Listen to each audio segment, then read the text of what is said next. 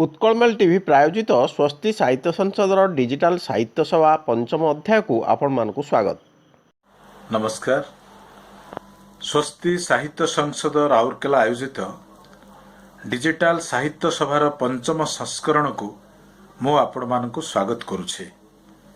बंधुगण, दीर्घ 3 मास धरी समग्र विश्व कोरोनार आतंकरे आतंकित थिबा बेले ओडिशा रे अम्फान प्रादुर्भाव मनीष को बहुत दुर्बल कर देछि। वास्तव में मनीष केते असहाय। महाकालर ए उत्ताल तरंगरे मनीष जीवन केतेबेले पानी फटका परी लीन हो जाए ताकि कल्पना भी करि परिबनी। आपण देखंतु जो जीवन तमाम गोटे आस्थान जमेकी थाए, तार परिवार, तार सांगसाथी, तार एक बृहत समाज, ये सबको आड़े दे मुहूर्तक मध्य तार जीवन दीप लिभि जाए। माने गोटे दीर्घ साधनार मनीष केमती अंतर्हित हो जाए। क्षणिक मध्य गोटे भावमय जीवन और मृत्यु घटे। तेणु इठी जड़े लेखकों कथा कौन कहवा। एमती अनेक लेखक अच्छंती, बहुत रुचि संपन्न लेखा लिखिछंती, किंतु सेमाने एमती हठात गोटे अतल गर्भरे लीन हो जाइछंती, ताहा लोकलोचन को आसी पारि नाही। लोकलोचन को आसीबा पई किछि किछि लेखकों को शताधिक काल मध्य लागि जाइछि। अनेक प्राचीन साहित्य जनमानस को पहुंची पारि नाही, जार अनेक उदाहरण मध्य अछि। आपण जदि उमारंकर रुबायत कथा कहिबे, रुबायत लोकों पाखक पहुंचवा पई शताधिक वर्ष लागिगला। तापर पुणी केतेबेले कौ चिन्हरा ग्राहक तांको भेटिबो, से लेखा को अध्ययन करिवो, बुझिबो, ता मध्य तार भाग्यर कथा। संस्कृत रे एही प्रसंग रे गोटे कथा कहा जायछि, उत्पत्सते मम कोपि समान धर्मा कालो हयं निरवधिर विपलाच पृथ्वी। ए विशाल पृथ्वी रे केही ना केही समधर्मा जन्मिबे, मोर काव्य कविता को बुझिबे, अनुभव करिवे। तेणु ता नहेले समय आसीबो, समयर कालखंडरे ता पुणे हजिଯିब। ये तो गोटे कथा। द्वितीय कथा है, लेखकंकर सृष्टि जदि पाठकंकर रुचि अनुगत नहला, ता मध्य समित अंधार गर्भरे हजिଯିब।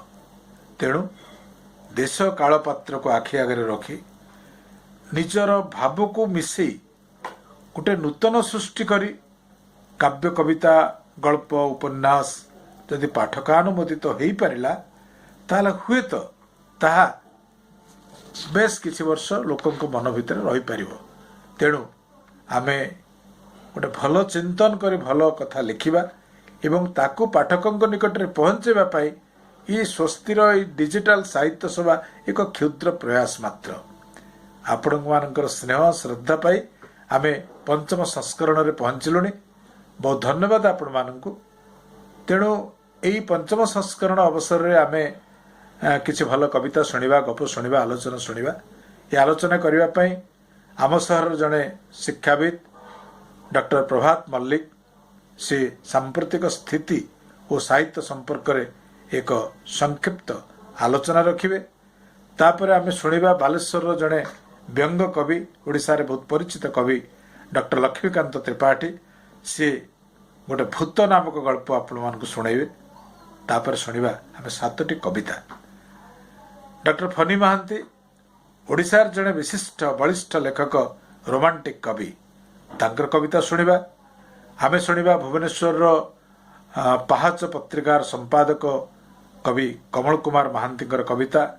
से भुवनेश्वर श्रीमती सुस्मिता बेहेरा तांकर गोटे कविता।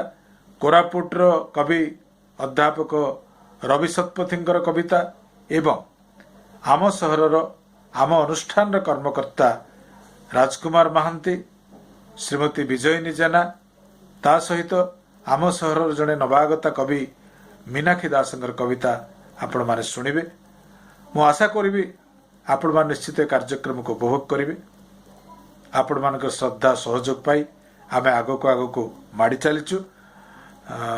वर्तमान ये कार्यक्रम को आगो को नवा पाई मु आमर साहित्य संपादिका श्रीमती अंगुरबाला परिडा को अनुरोध करी आपण मानकर शुभकामना करी मोर वक्तव्य शेष करुछि। धन्यवाद। नमस्कार। नमस्कार। स्वस्ति साहित्य संसद राउरकेलार पंचम डिजिटल साहित्यासर कार्यक्रम ए संख्या को आपण मानको स्वागत अभिवादन जनाऊछि। स्वस्तिर साहित्य संपादिका मो अंगुरबाला परिडा। आमर सभापतित्व अभिभाषण रखिचंती स्वस्तिर सभापति श्रीजुक्त महेंद्र कुमार पट्टनायक महोदय।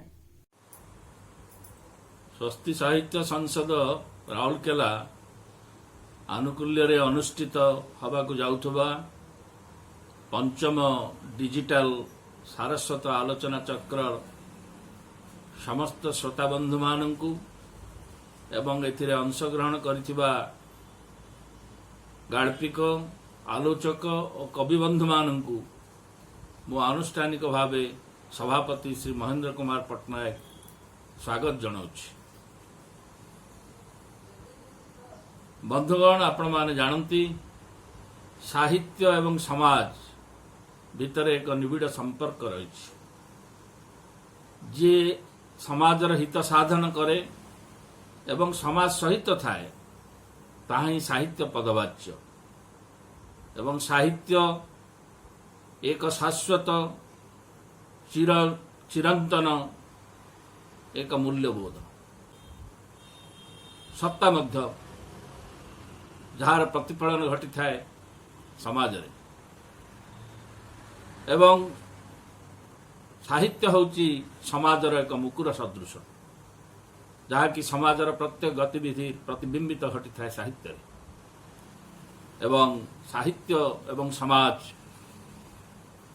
ए अंगांगी भाव जड़ित के क्या व्यक्तिर के तिष्ठि रही पारे ना। तेणु बंधुगण आसंतु समाजरू समस्त प्रकार कुसंस्कार कुप्रथा एवं कुरुचि को आमे संपूर्ण भाव में विलोप करबा पई साहित्यर माध्यम रे आमे एक विप्लव आनिबा आमे एक परिवर्तन आनिबा साहित्य परिवर्तन स्वर हो ताहाई ता लक्ष्य हो। धन्यवाद। दीर्घ 2 मासर ऊर्ध्वकाल हेलाणी कोकुआ भय सृष्टि करिथिबा कोरोनार क्रूर दृष्टि निर्वापित न होणु महाप्रलयर आकार नहीं माड़ी आसुची अंपनर कंपन। ए अभावनीय स्थिति रे जीवन जेउठी संघात संपन्न सेठी साहित्यर स्थिति कौन आसंतु सुनिबा।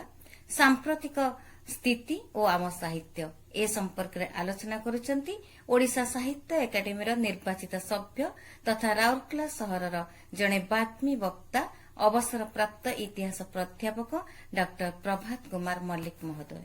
स्वस्ति डिजिटल साहित्य सभा कार्यक्रम को मु स्वागत करने सहित समस्त श्रोता बंधु को नमस्कार जनाऊँगी।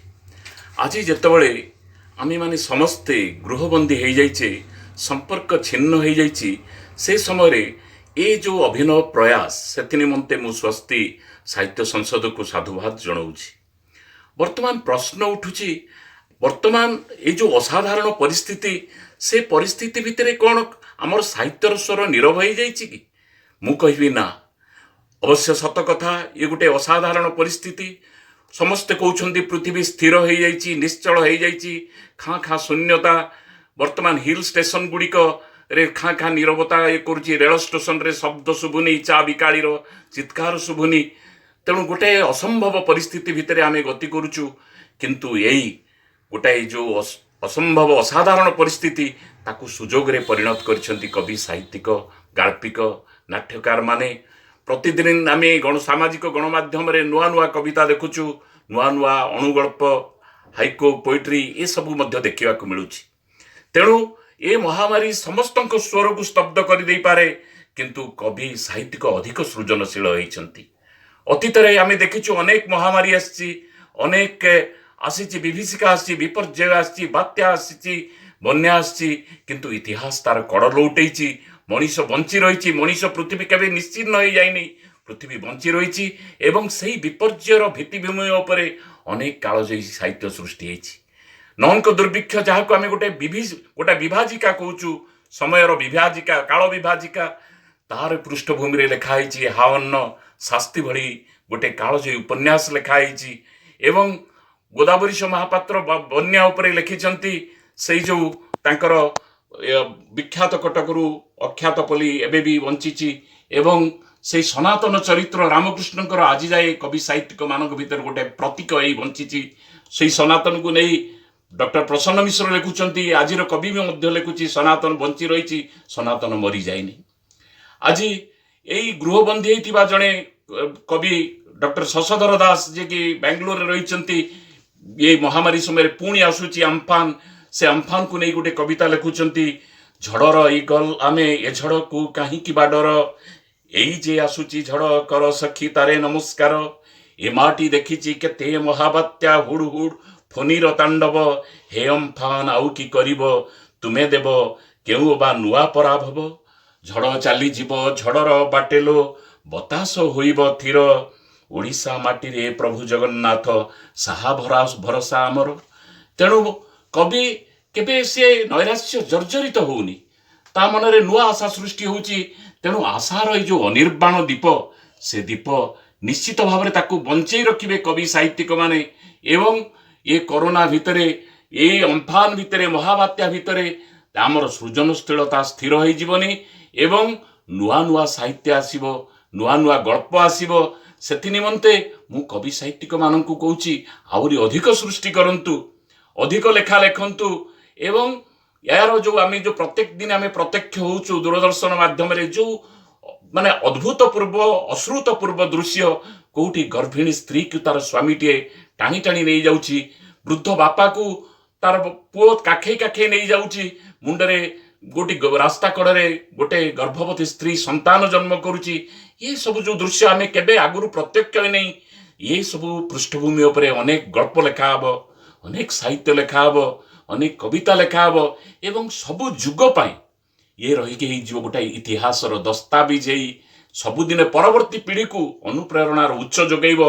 ପୁଣି ଭବିଷ୍ୟତରେ ଯେତେବେଳେ ଆସିବ ଗୋଟାଏ ଦୁଃସମୟ ଆସିବ, ସେତେବେଳେ ଏଇ କବିତା, ଏଇ ଗଳ୍ପ, ଏ ସାହିତ୍ୟିକ ଅନୁପ୍ରେରଣାର ଉତ୍ସ ହେଇ ରହିବ।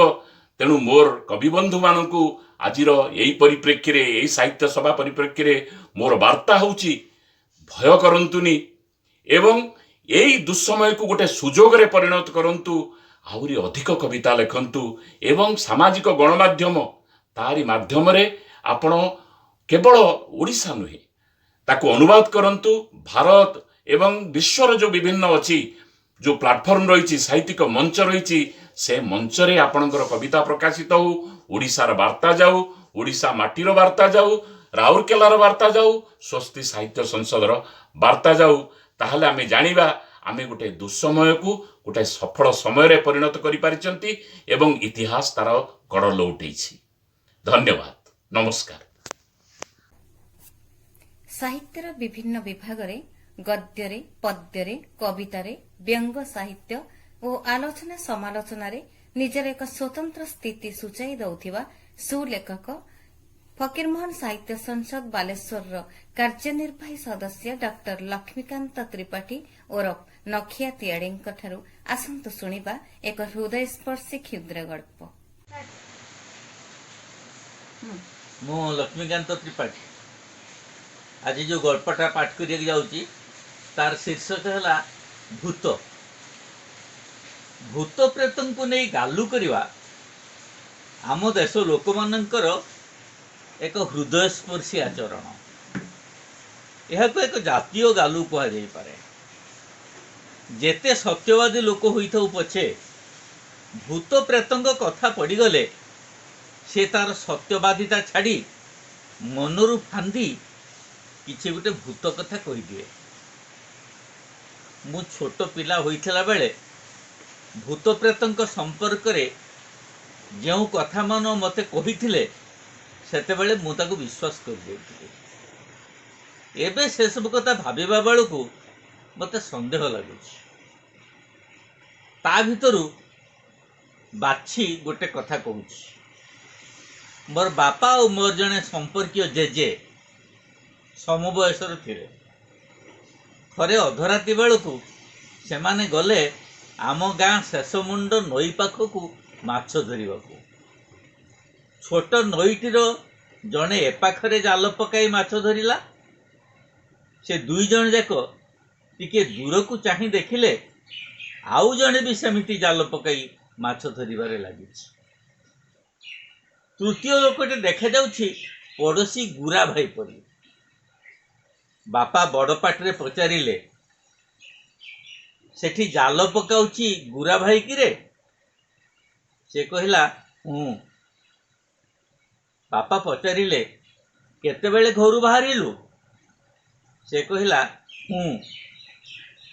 ବାପା ଓ ଜେଜେ ତାକୁ ଯେତେ ଯାହା ପଚାରିଲେ ବି ସବୁ କଥାରେ ସେ କେବଳ ହୁଁ ମାରୁଥାଏ। ବାପା ଓ ଜେଜେଙ୍କର ସନ୍ଦେହ ହେଲା। ଏମାନେ ନିଜ ନିଜ ଭିତରେ କଥାବାର୍ତ୍ତା ହେଲେ ଯେ ଏ ଯେଉଁ ଲୋକଟି ନଈରେ ଜାଲ ପକାଉଛି ସେ ନିଶ୍ଚୟ ଭୂତ। ଏମାନଙ୍କର କଥାବାର୍ତ୍ତା ଜାଣିପାରି ଭୂତଟି ଜାଲକୁ ଛାଡ଼ି ଗଛ ଉପରକୁ ଉଠି ପଳାଇଲା। ବାପାଙ୍କ ପାଖରୁ ଶୁଣିଥିବା ଏ ସତ୍ୟ ଘଟଣାଟିକୁ ମୁଁ ମୋର ପତ୍ନୀଙ୍କ ଆଗରେ ବର୍ଣ୍ଣନା କରିଗଲି। କହିଲି, ଦେଖ, ଆମ ପୂର୍ବପୁରୁଷ ଭୂତଙ୍କ ସହିତ ମଧ୍ୟ କଥାବାର୍ତ୍ତା କରିପାରୁଥିଲେ। ପୁଣି କହିଲି, ଶୁଣ, ମୋର କେତେବେଳେ ସାହିତ୍ୟ କାମରେ କିମ୍ବା ଅଫିସ କାମରେ ଘରକୁ ଫେରିବାକୁ ଅଧିକ ରାତି ହେଇଯାଉଛି। ତମେ ଶୀଘ୍ର ଖାଇ ଶୋଇପଡ଼ିବ। ଆଦୌ ଡରିବ ନାହିଁ। ଯିଏ ନ ଡରେ ଭୂତ ତାର କିଛି କରିପାରିବ ନାହିଁ। ପତ୍ନୀ ଛେପ ଢୋକି କହିଲେ, କାଲି ରାତିରେ ତମେ ଆସିବା ପୂର୍ବରୁ ମୁଁ ଆମ ପଡ଼ୋଶୀ ଘର ଝରକା ପାଖରେ ଅନ୍ଧାରରେ ଭୂତଟିଏ ଦେଖିଛି। ଭୂତଟି ତମରି ଭଳିଆ ଡେଙ୍ଗା ଆଉ ପତଳା। ଏ ସହର ଭିତରେ ଯେ ଭୂତ ରହନ୍ତି ଏ କଥା ମୁଁ କଳ୍ପନା କରିପାରିନଥିଲି। ମୁଁ କହିଲି, ବୁଝି ଖବରଦାର, ରାତି ବେଶୀ ହେଲେ ଆଉ ପଡ଼ୋଶୀ ଘର ଆଡ଼କୁ ଚାହିଁବ ନାହିଁ। ତମର ସିନା ଭୂତ ଉପରେ ଦୃଷ୍ଟି ପଡ଼ିଗଲା, ଭୂତର ଯଦି ତମ ଉପରେ ଦୃଷ୍ଟି ପଡ଼ିଥାନ୍ତା ତେବେ କ'ଣ ହେଇଥାନ୍ତା କହିଲ? ମୋ ଛାତିରେ ହାତ ମାରିଲି। ଦେଖି ତ ଦେଇଥିଲା, ଯଦି ଚିହ୍ନି ପକେଇଥାନ୍ତା ତ ମୁଁ ବର୍ବାଦ ହେଇଯାଇଥାନ୍ତି। ସ୍ୱଳ୍ପ ହେଉ କି ଦୀର୍ଘ, ପ୍ରିୟ ମଣିଷ ସହ ବିତିଥିବା ସ୍ମୃତିର ମୁହୂର୍ତ୍ତ ଠାରୁ ଆନନ୍ଦମୟ ସମୟ ଆଉ ବୋଧେ କିଛି ନାହିଁ। ଆଉ ତାଠୁ ମଧୁର ସେ ସ୍ମୃତି ଯଦି ମୃଦୁ କୋମଳ ସ୍ୱରଟିଏ ପରି କବିତା ହୋଇ ଉତୁରି ଆସେ କଲମରେ। ସାହିତ୍ୟ ଏକାଡେମୀ ପୁରସ୍କାର ପ୍ରାପ୍ତ ପ୍ରିୟତମାର କବି ଡକ୍ଟର ଫନି ମହାନ୍ତି। କବିତା କାହାର ମୃଦୁ କୋମଳ ସ୍ୱର। ରାଉରକେଲାର ଖ୍ୟାତନାମା ସାରସ୍ୱତ ସଂସ୍ଥା, ଯାହା ଓଡ଼ିଆ କବି ଓ ଲେଖକମାନଙ୍କ ଏକ ମିଳନ ପୀଠ, ସ୍ୱସ୍ତି ସାହିତ୍ୟ ସଂସଦ ଆନୁକୂଲ୍ୟରେ ଆରମ୍ଭ ହେଉଛି ଆଜିର ଏହିଭଳି ଏକ ଘଡ଼ିସନ୍ଧି ମୁହୂର୍ତ୍ତରେ, ଯେତେବେଳେ ସାରା ବିଶ୍ୱ ସନ୍ତ୍ରସ୍ତ, ଭୟଭୀତ। ଡିଜିଟାଲ ମାଧ୍ୟମରେ କବିତା ପାଠୋତ୍ସବ ଏକ ଅଭିନବ କାର୍ଯ୍ୟକ୍ରମ। ବହୁ ତରୁଣ ଏବଂ ବରିଷ୍ଠ କବି ଏଥିରେ ସ୍ୱତଃପ୍ରବୃତ୍ତ ଭାବରେ ଅଂଶଗ୍ରହଣ କରୁଛନ୍ତି। ଅନୁଷ୍ଠାନର କର୍ମକର୍ତ୍ତାଙ୍କ ଅନୁରୋଧ କ୍ରମେ ଆଜି ସେହି ଅନୁଷ୍ଠାନ ପକ୍ଷରୁ ଶ୍ରଦ୍ଧେୟ କବିବନ୍ଧୁ ସ୍ନେହର ଅନୁଜ ରାଜୀବ ପାଣିଙ୍କ ଆହ୍ୱାନ କ୍ରମେ ମୁଁ ଗୋଟେ କବିତା ଏଠି ପଢ଼ିବାକୁ ଯାଉଛି। କବିତାର ଶିରୋନାମ, କାହାର ମୃଦୁ କୋମଳ ସ୍ପର୍ଶରେ। କାହାର ମୃଦୁ କୋମଳ ସ୍ପର୍ଶରେ ନିଦ ମୋର ଅଚାନକ ଭାଙ୍ଗିଗଲା।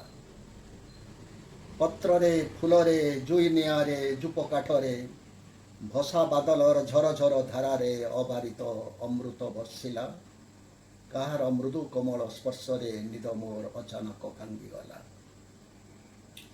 ହେ ମୋର ଜନ୍ମ ଜନ୍ମର ଚିର ପରିଚିତ, ମଧୁର ମଧୁର ଗନ୍ଧ ହୋଇ, ମଧୁର ମଧୁର ସୁର ହୋଇ, ମଧୁର ମଧୁର ଛନ୍ଦ ହୋଇ ତମେ ଆସ।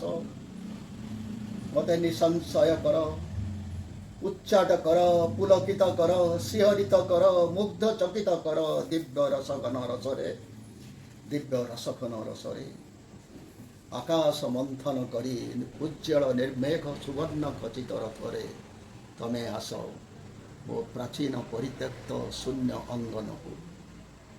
ତମେ ଆସ ପଞ୍ଚୁବର୍ଣ୍ଣୀ ପୁଷ୍ପର ମୃଣ୍ମୟ ମାଳାଟିଏ ହୋଇ, ନକ୍ଷତ୍ର ଖଚିତ ରାତିର ନିର୍ଜନ ଦୀପକୁ ତମେ ଆସ। ପ୍ରେମ ଓ କରୁଣାର ଶୁଭ୍ର ଶତଦଳ ହୋଇ ମୋ ଅନସ୍ୱୀକୃତ ଜୀବନର ନିର୍ଜନ ଦୀପକୁ, ମୋ ଅନସ୍ୱୀକୃତ ଜୀବନର ନକ୍ଷତ୍ର ଖଚିତ ନିର୍ଜନ ଦୀପକୁ ତମ ଅରୁଣ ରଙ୍ଗର ନରମ ପାଦରେ ଛମ୍ ଛମ୍ ଛମ୍ ହୀରାର ନୂପୁର, ଝରା ମାଳତୀର ବିରହ ଗାଥାରେ ଗହନ ଗୀତର ସୁର, ଛିନ୍ନ ମେଘର ରୁଗ୍ନ ଡେଣାରେ କ୍ଷମା ଓ କରୁଣାର ରୂପେଲି ପଣତ, ହେ ମୋର ସ୍ୱପ୍ନର ଚିର ପରିଚିତ, ହେ ମୋର ସ୍ୱପ୍ନର ଚିର ପରିଚିତ, ଦିଲୋକେ ଭୂଲୋକେ ଭବଲୋକେ ତମ କୋମଳ କଣ୍ଠର ରାଗିଣୀ, ତମ କୋମଳ କଣ୍ଠର ରାଗିଣୀ କ୍ଷଣ କ୍ଷଣକେ ଅନୁରଣିତ, କ୍ଷଣ କ୍ଷଣକେ ଅନୁରଣିତ। ଧାରା ଶ୍ରାବଣର ବର୍ଷଣ ମୁଖର ଘନ କୃଷ୍ଣ ରଥରେ, ଧାରା ଶ୍ରାବଣର ବର୍ଷଣ ମୁଖର ଘନ କୃଷ୍ଣ ରଥରେ, ଶିଶିର ସ୍ନାତ ଢଳ ଢଳ ସ୍ୱଚ୍ଛ ସକାଳରେ ବିରହ ମିଳନର ଘଞ୍ଚ ମାଧବୀ କୁଞ୍ଜରେ, ଦକ୍ଷିଣୀ ହାୱାର ମୃଦୁ ମନ୍ଦ କୋମଳ ଗାନ୍ଧାର ରାଗରେ ନାଚି ନାଚି ନାଚି ନାଚି ତମେ ଆସ, ଆସ ମୋତେ ଟିକେ ସ୍ପର୍ଶ କର, ଆଘ୍ରାଣ କର, ପରିସ୍ନାତ କର, ପରିଚ୍ଛନ୍ନ କର, ପୁଲକିତ କର ଅପବିତ୍ର ମୋର ଅଙ୍ଗରାଜିକୁ, ଅଙ୍ଗନକୁ, ସୂକ୍ଷ୍ମ ସତ୍ତାର ପ୍ରତିଟି ଅଣୁକୁ, ପ୍ରତି ଚେତନାକୁ ବୈଦିକ ମନ୍ତ୍ରରେ ପରିତୃପ୍ତ କର ମୋର ଅଶୌଚ ଆତ୍ମାକୁ, ମୋର ଅଶୌଚ ଆତ୍ମାକୁ।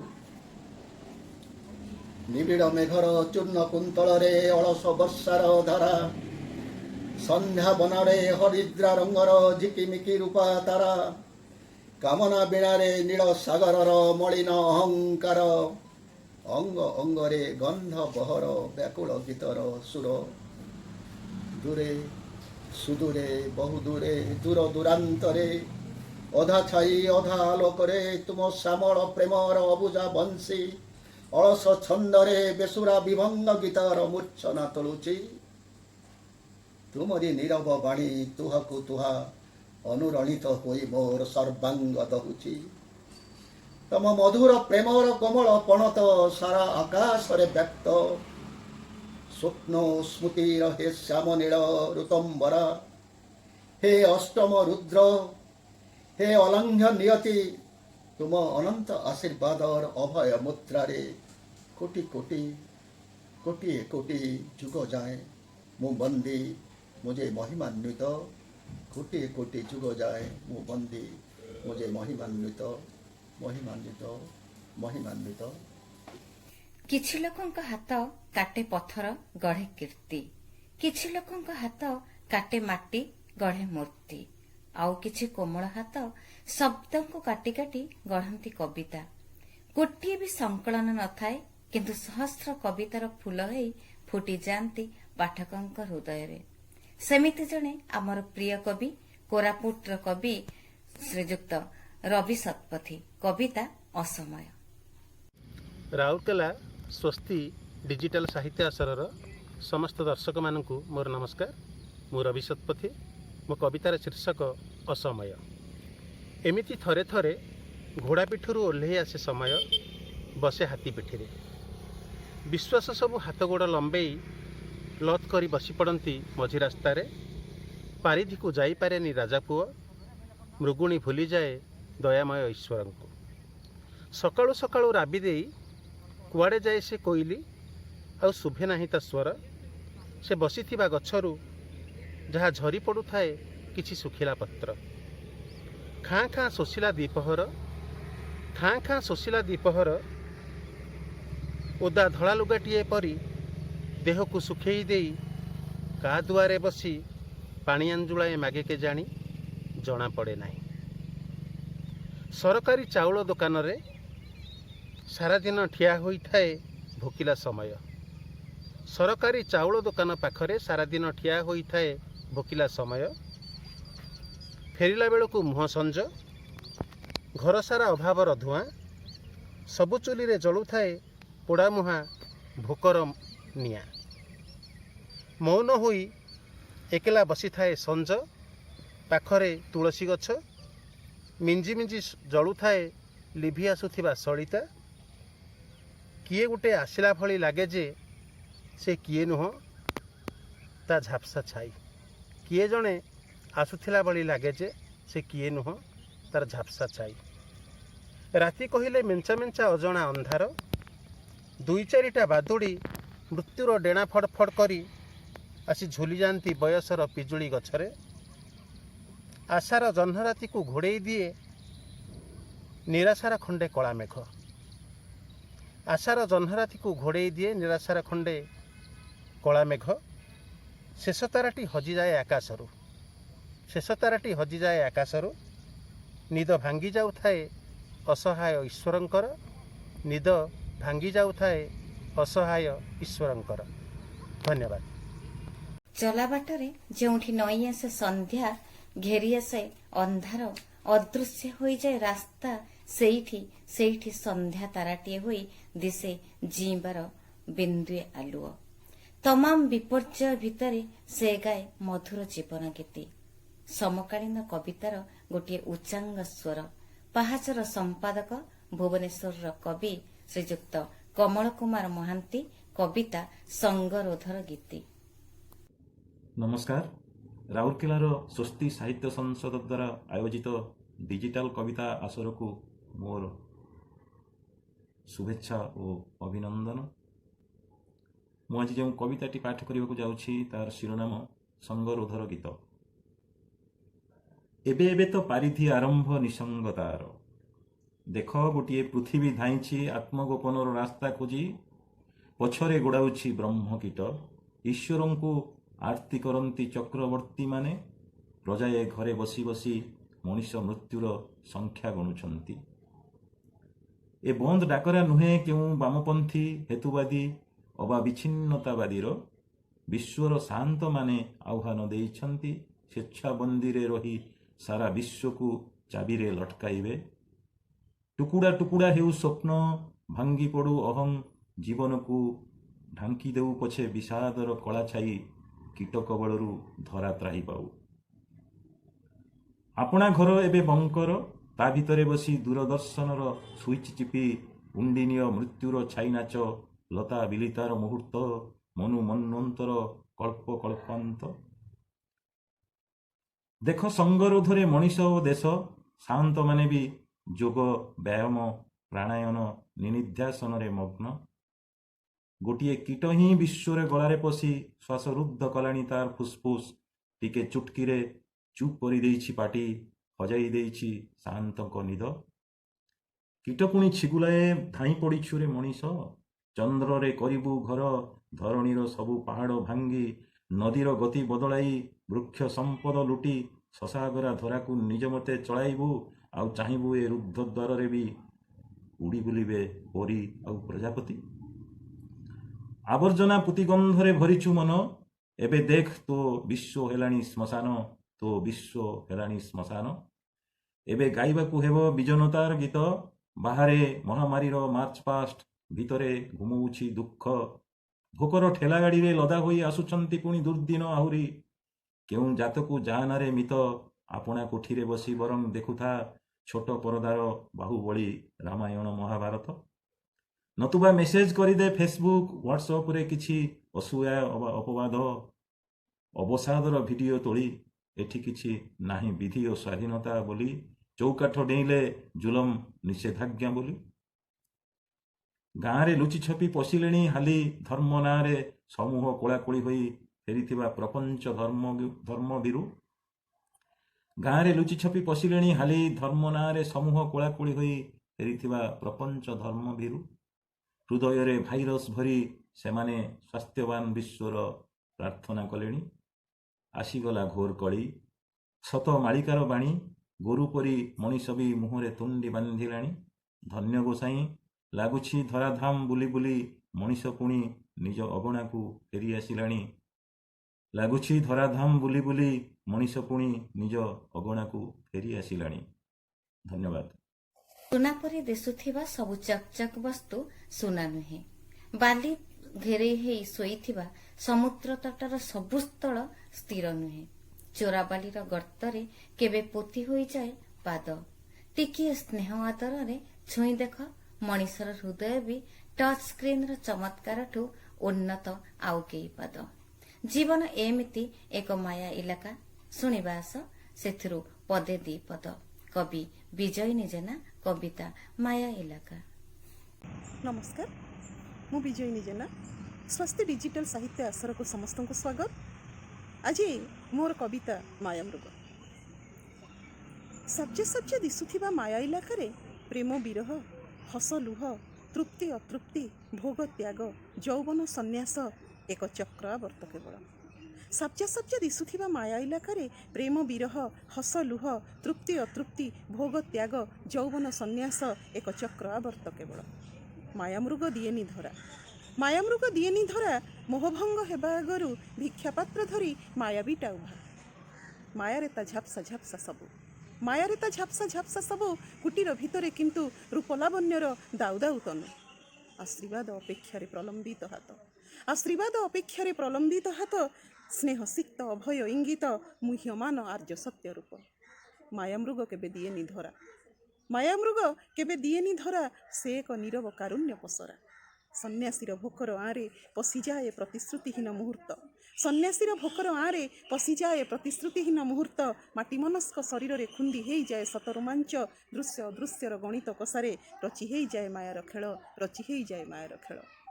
ଏଠି ପ୍ରେମ ବିରହ, ହସ ଲୁହ, ତୃପ୍ତି ଅତୃପ୍ତି, ଭୋଗ ତ୍ୟାଗ, ଯୌବନ ସନ୍ନ୍ୟାସ କେବଳ ଚକ୍ର ଆବର୍ତ୍ତ।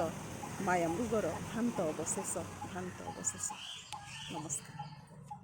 ଯେମିତି ଯୌବନରେ ହେଉ କି ବାର୍ଦ୍ଧକ୍ୟରେ, ଗାଁ କହିଲେ ମା ପରି ମନେ ପଡ଼େ ଗୋଟେ ଅବଧ ଆବାଲ୍ୟର ସ୍ମୃତିଭିଜା ପିଲାଦିନ। ସେମିତି ଡହଡହ ଖରାଦିନର ଉଦୁଉଦିଆ ଖରାବେଳେ ରାଉରକେଲାର କବି ରାଜକୁମାର ମହାନ୍ତିଙ୍କର ମନେ ପଡ଼େ ଶୀତ ଥୁରୁଥୁରୁ ସ୍ମୃତିରେ ଗୋଟିଏ ମୋ ଗାଁ ଶୀତର ଦିନଟିଏ। ଆସନ୍ତୁ ଶୁଣିବା କବି ରାଜକୁମାର ମହାନ୍ତି। ନମସ୍କାର, ମୁଁ ଶ୍ରୀ ରାଜକୁମାର ମହାନ୍ତି। ମୋ କବିତାର ଶୀର୍ଷକ ମୋ ଗାଁ ଶୀତ। ମୋ ଗାଁକୁ ଶୀତ ଗିଳୁଛି ବୋଲି ସେଦିନ ଦନେଇ ଅଜା କହୁଥିଲା। ସକାଳୁ ସକାଳୁ ନରମ ଖରାରେ ବସି ଗରମ ନାଲି ଚାକୁ ଫୁଙ୍କି ଫୁଙ୍କି ସଟକା ମାରି ମଜା ବି ମାରୁଥିଲା। ତା ବିଲରେ କୁଆଡ଼େ ପଶିଥିଲା ଶୀତ। କୁହୁଡ଼ି କାକରକୁ ସାଥୀ କରି ତା କିଆରୀରେ ବାଗୁଡ଼ି ଖେଳୁ ଖେଳୁ ଲୁଚି ରହି ମିଟି ମିଟି ଚାହୁଁଥିଲା ତା କଳେଇ ହେଳା ଭିତରୁ। ଆହୁରି ବି କହୁଥିଲା ଅଜା ତା ଛଅଣ ପିଡ଼ା ମଥାନ ଉପରୁ ଓଠରେ ହଳଦିଆ ଲିପଷ୍ଟିକ୍ ମାରି ମୁଚକି ମୁଚକି ହସୁଥିଲା କଖାରୁ ଫୁଲଟା ଶୀତର ସ୍ପର୍ଶରେ। ତା ତାଳିପକା ମେଳିଛିଆ କମ୍ବଳ ତଳେ ଠେସି ହେଇ ପଶି ଯାଉଥିଲା ଶୀତ। ସରୀସୃପ ପରି ତାଳୁରୁ ତଳିପା ଯାଏଁ ବେଷ୍ଟନ କରି ଆଙ୍କି ଦେଉଥିଲା ଶତ ଶତ ଶୀତଳ ଚୁମ୍ବନ। ଜାଡ଼କୁ ଧରି ହାଂସ ତଳୁ ଆଖି ଖୋଲି ଚାହୁଁଥିଲା ଶୁକୁଟିଆଇ। ଦାଣ୍ଡ ପିଣ୍ଡାକୁ ଖରା ଆସିଲାଣି କି ବୋଲି ହୁରି ଛାଡ଼ୁଥିଲା ନାତୁଣୀଟାକୁ। ଦନେଇ ଅଜା ବି କହୁଥିଲା ତା ମାଟି ଝାଟି ଅଧା ଭଙ୍ଗା ଘରଟାକୁ ତା ପୈତୃକ ସମ୍ପତ୍ତି ମଣି ଧସେଇ ପଶିଥିଲା ଶୀତ। ତା ଦାନ୍ତକୁ ଦାନ୍ତ ବଜେଇ କଟକଟ ଶବ୍ଦ ଉଚ୍ଚାରିବାକୁ। ଆହୁରି ବି କହୁଥିଲା ଅଜା, ଶୀତ ଡରଉଥିଲା ଆମକୁ, ଡରୁଥିଲା ମହାନ୍ତି ଘରକୁ। ଘର ଭିତରେ ରୁମ୍ ହିଟର, ସଭିଙ୍କ ଦେହରେ କାଶ୍ମୀର ସାଞ୍ଜୁ ଦେଖି ଶଙ୍କି ଯାଉଥିଲା ଶୀତ। ଚୁପ୍ କିନା ତାଙ୍କ ପକ୍କା ଛାତ ଉପରୁ ବସି ଯାଇଥିଲା ଧ୍ୟାନ ମୁଦ୍ରାରେ। ଦନେଇ ଅଜା ଆହୁରି ବି କହୁଥିଲା ତା ପଡ଼ୋଶୀ ଘରର ନୂଆ ଭୁଆସୁଣୀଟା ଗେରସ୍ତର ଲେଉଟାଣିକୁ ଉଙ୍କି ମାରି ଚାହୁଁଥିଲା ରାତିରେ ତାର ହେମାଳ ସେଜରେ ଶୀତାର୍ତ ଶରୀରଟାକୁ ଉଷୁମେଇବାକୁ। ଆହୁରି ବି କହୁଥିଲା ଅଜା ଶୀତ ଲୁଚି ଲୁଚି ଶୋଇଥିଲା ତା ଗାଁ ମୁଣ୍ଡ ପୋଖରୀ ଭିତରେ। ଉଷ୍ଣ ନିଶ୍ୱାସ ଛାଡୁଥିଲା ଭୋର ସମୟରେ। ଦନେଇ ଅଜା ଅତି ପାଖରୁ ଦେଖିଥିଲା, ଛୁଇଁଥିଲା ଶୀତକୁ। ମିତ ବି ବସିଥିଲା 90 ବର୍ଷର ଉର୍ଦ୍ଧ୍ୱରୁ। କିଏ କାହିଁକି କେଜାଣି ନିଜର ସ୍ୱାର୍ଥ ପାଇଁ ଏମିତି ଗୁଣି କରିଦେଲା ଯେ ମିତର ମେରୁଦଣ୍ଡକୁ ଭାଙ୍ଗିଦେଲା। ପରାକ୍ରମ ହଟେଇ ପଙ୍ଗୁ କରିଦେଲା। ମିତର ଅତୀତ ହିତକୁ ଝୁରି ଝୁରି ଆଖିର ଆଖିଏ ଲୁହକୁ ଧରି ଶୀତ ସହିତ ତା ବୟସର ସମ୍ପର୍କକୁ ତଉଲୁଥିଲା। ମିତର ହିତ କାହାଣୀକୁ ନେଇ ଦନେଇ ଅଜା ଗୀତଟିଏ ଲେଖୁଥିଲା। ଆଲୁଅକୁ କେହି କ'ଣ ଆକଳନ କରିପାରିଲାଣି? ଦିନର ଉଜ୍ଜଳତା ପାଇଁ ଯେମିତି ଉପସ୍ଥିତି ସୂର୍ଯ୍ୟଙ୍କର ଲୋଡ଼ା, ରାତିର ଶୀତଳତା ପାଇଁ ସେତିକି ଲୋଡ଼ା ପଡ଼େ ଜହ୍ନ। ମନ୍ଦିରର ଗର୍ଭଗୃହ ପାଇଁ ଯେତିକି ଲୋଡ଼ା ଥାଏ ଦୀପଟିଏର, ମୋ ଘର ଅନ୍ଧାରକୁ ଦୂର କରିବାକୁ ସେତିକି ଲୋଡ଼ା ପଡ଼େ ଖଣ୍ଡେ ଲଣ୍ଠନର। ଲଣ୍ଠନ ଅନ୍ଧାରରୁ ଆଲୁଅ ଖୋଜିବାର ସ୍ତିମିତ ଆଶାଟିଏ ମାତ୍ର। କବି ସୁସ୍ମିତା ବେହେରା, କବିତା ଲଣ୍ଠନ। ନମସ୍କାର। କବିତାର ଶୀର୍ଷକ ହେଲା ଲଣ୍ଠନ। ଏକ ସୂଚନା ବିଜ୍ଞପିତ ହେଲା। କାହାକୁ ଅପେକ୍ଷା ନ କରି ଅନ୍ଧାରରେ ମୋତେ ଘରୁ ବାହାରି ଯିବାକୁ ପଡ଼ିଲା। ମୁଁ ଜାଣିଥିଲି ମୋ ଟେବୁଲ ସାରା ବହିପତ୍ର ଖେଳେଇ ହୋଇ ପଡ଼ିଛି। କାଚି ଧୋଇ ଛାତରେ ଶୁଖାଇଥିବା ମୋର ପିନ୍ଧା ଲୁଗା, ମୋର ସ୍ୱାଭିମାନ, ମୋର ଅଭିମାନ, କିଛି ନିରୋଳା ମଖମଲି ସମୟ, ରଙ୍ଗ ବେରଙ୍ଗ ହସ ଖୁସି, ଯିଏ ଯେଉଁଠି ଥିଲେ ସେଇଠି ସେମିତି ପଡ଼ି ରହିଥିଲେ ମୋର ଫେରିବା ଯାଏ। କେଜାଣି କୋଉ ମୁହୂର୍ତ୍ତ ଯାଏ ମୋର ଏଇ ରୂପାନ୍ତର କିଛି ଜାଣିନଥିଲି। ଯଦିଓ ମୁଁ ଜାଣିଥିଲି ସେଥିରେ ଅନ୍ଧାରର ରଙ୍ଗ ପୋଛିବା ବଡ଼ ମୁସ୍କିଲ। ଯଦିଓ ମୁଁ ଜାଣିଥିଲି ସେଥିରେ ଅନ୍ଧାରର ରଙ୍ଗ ପୋଛିବା ବଡ଼ ମୁସ୍କିଲ।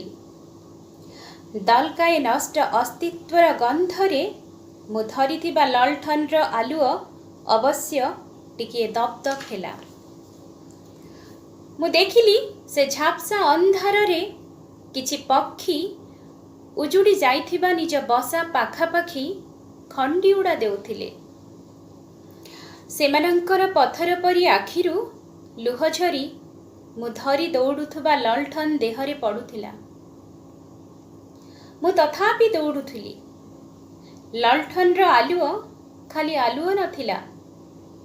ଲଣ୍ଠନର ଆଲୁଅ ଖାଲି ଆଲୁଅ ନଥିଲା, କଣ୍ଟା ଝଣ୍ଟା ଆଡ଼େଇ ଯିବା ଲାଗି ଥିଲା ଏକ ମହାର୍ଘ୍ୟ ଅସ୍ତ୍ର। ଅନ୍ଧାର ଭେଦିଗଲା ପରେ ମୁଁ ଯେଉଁଠି ପହଞ୍ଚିଲି ସେଇଠି ପଡ଼ିଥିଲା କିଛି ନଗ୍ନ ଦେହ କୋଳାକୋଳି ହୋଇ। ଅନ୍ଧାର ଭେଦିଗଲା ପରେ ମୁଁ ଯେଉଁଠି ପହଞ୍ଚିଲି ସେଇଠି ପଡ଼ିଥିଲା କିଛି ନଗ୍ନ ଦେହ କୋଳାକୋଳି ହୋଇ। ହଁ, ଆଦିମ ନିଶାରେ ମସଗୁଲ ସେଇମାନେ ହିଁ ସେ ପକ୍ଷୀ ବସା ସବୁ ଭାଙ୍ଗିଥିଲେ କେଇମାତ୍ର ମୁହୂର୍ତ୍ତ ଆଗରୁ। ହଁ, ଆଦିମ ନିଶାରେ ମସଗୁଲ ହୋଇ ସେଇମାନେ ହିଁ ସେ ପକ୍ଷୀ ବସା ସବୁ ଭାଙ୍ଗିଥିଲେ କେଇମାତ୍ର ମୁହୂର୍ତ୍ତ ଆଗରୁ। ମୁଁ ଲଣ୍ଠନଟା ଧରି ଏବେ ବି ଟିକିଏ ଦୂରରେ ଛିଡ଼ା ହୋଇଛି। ସେମାନେ କେତେବେଳେ ଉଠିବେ ଆଉ କି କୈଫିୟତ ଦେବେ ଦେଖିବାକୁ। ମୁଁ ଲଣ୍ଠନଟା ଧରି ଏବେ ବି ଟିକିଏ ଦୂରରେ ଛିଡ଼ା ହୋଇଛି। ସେମାନେ କେତେବେଳେ ଉଠିବେ ଆଉ କି କୈଫିୟତ ଦେବେ ଦେଖିବାକୁ। ଧନ୍ୟବାଦ। ରାତି କ'ଣ ଗୋଟେ ଅନ୍ଧାର ନା ରାତି ଗୋଟେ ଛାଇ? କଳାକେଟିମିଟି ଅଦୃଶ୍ୟରେ ବାଟଘାଟ ନ ଦେଖି ଧାଇଁ ଆସୁଥିବା ଅରଣା ମଇଁଷିଟିଏ କି ଆଉ ରାତି? କ'ଣ ଏ ରାତି? ଆସନ୍ତୁ ଶୁଣିବା କବିତା ରାତି, କବି ମୀନାକ୍ଷୀ ଦାସ, ରାଉରକେଲା। ନମସ୍କାର, ମୁଁ ମୀନାକ୍ଷୀ ଦାସ। ଆସନ୍ତୁ ଶୁଣିବା ମୋର ଛୋଟ କବିତା ରାତ୍ରି। ରାତ୍ରିର କରାଳ ଅନ୍ଧକାର, ନିସ୍ତବ୍ଧ ସୁନସାନ ରାସ୍ତାରେ ଶୀତଳ ସ୍ନିଗ୍ଧ ଆତ୍ମାର ବୁକୁ ଫଟା ଚିତ୍କାର। ଖିନଭିନ ରକ୍ତର ଲାଲ ଲାଲ ବୁନ୍ଦା, ଖିନଭିନ ରକ୍ତର ଲାଲ ଲାଲ ବୁନ୍ଦା ନିବସ୍ତ୍ର ଶରୀରକୁ କରେ ଆଲିଙ୍ଗନ। ଆଖିର ଲୁହରେ ସୁପ୍ତ ଅନ୍ତର୍ନିହିତ କଷ୍ଟର ବେଦନା। ଆଖିର ଲୁହରେ ସୁପ୍ତ ଅନ୍ତର୍ନିହିତ କଷ୍ଟର ବେଦନା। ହାରିବା ପୂର୍ବରୁ ମରିବାର ଆତ୍ମଗ୍ଳାନି, ହାରିବା ପୂର୍ବରୁ ମରିବାର ଆତ୍ମଗ୍ଳାନି। ଧିକ୍କାର ନିଜ ଯୌବନର କଳଙ୍କିତ ଅର୍ଦ୍ଧ ଦଗ୍ଧ ମାଂସରେ ତିଆରି ଛବି।